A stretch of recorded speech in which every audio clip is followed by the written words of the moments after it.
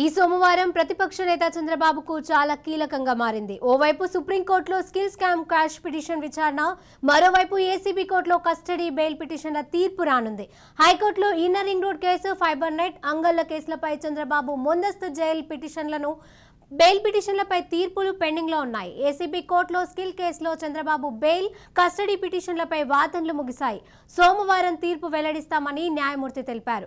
ఇక హైకోర్టులో inner ring road, fibre net, అంగళ్ల కేసులో చంద్రబాబు ముందస్తు బెయిల్ కోరుతూ వేసిన పిటిషన్లపై వాదనలు ముగిశాయి. న్యాయస్థానం తీర్పును రిజర్వ్ లో పెట్టింది. సోమవారం రోజున వీటిపై తీర్పు వచ్చే అవకాశం ఉంది.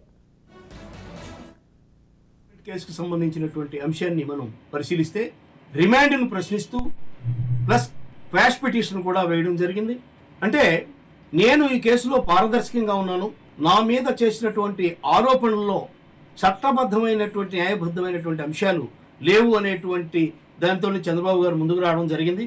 ఆ మేరకు ఆయన తరపు ఉన్నటువంటి న్యాయవాదులు కూలంకషంగా చర్చించి వాస్తవాల్ని కోర్టు ముందు పెట్టడం జరిగింది. ఆ మేరకు పిటిషను పెండింగ్ ఉండి రేపు తీర్పుకై ఉంది.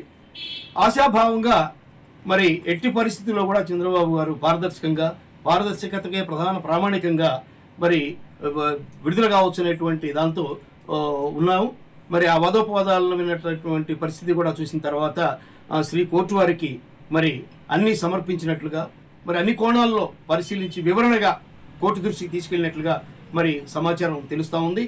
మరి అలాగే బెయిల్ పిటిషన్ తొలుత వేయకపోవడంలో కూడా ఆయన నాకు ఈ కేసుతో సంబంధం లేదు, 4 సంవత్సరాలు పైబడి నేరారోపణ ఉన్నప్పుడు తాను ముఖ్యమంత్రిగానే ఉన్నారు, మరి నేరారోపణ జరిగినప్పుడు ఉన్నటువంటి పదవి నేపథ్యాన్ని తీసుకుంటే 17A అనేటువంటిది తప్పనిసరిగా అమలు చేయాల్సినటువంటి అంశం కాబట్టి ఆయన క్వాష్ పిటిషన్కి వెళ్ళాడు.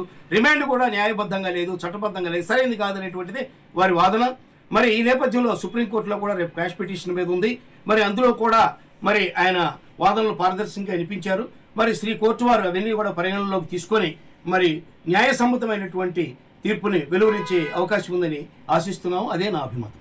అలాగే లోకేష్ గారి మీద కూడా మరి ఈ ఏదైతే ఇన్నర్ రింగ్ రోడ్ ఉందో ఆ కేసుకు సంబంధించి కూడా శ్రీ కోర్టు వారు 41A నోటీస్ ఇవ్వమని చెప్పడంలోనే మనకి అర్థమవుతా ఉంది.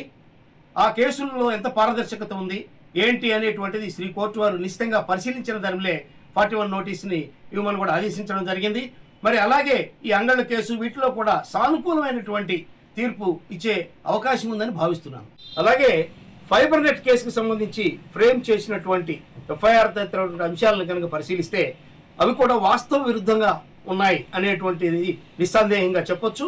మరి ఎందుకంటే ఈ కేసెస్ ఫ్రేమ్ చేసేటువంటి అంశాలకు సంబంధించినటువంటి ఎఫ్ఐఆర్లో లోపభూయిష్టంగా ఉంది అనేటువంటి అంశం కూడా మరి లోకేష్ తరపు న్యాయవాదులు కూడా శ్రీ కోర్టు వారికి సమర్పించడం జరిగింది.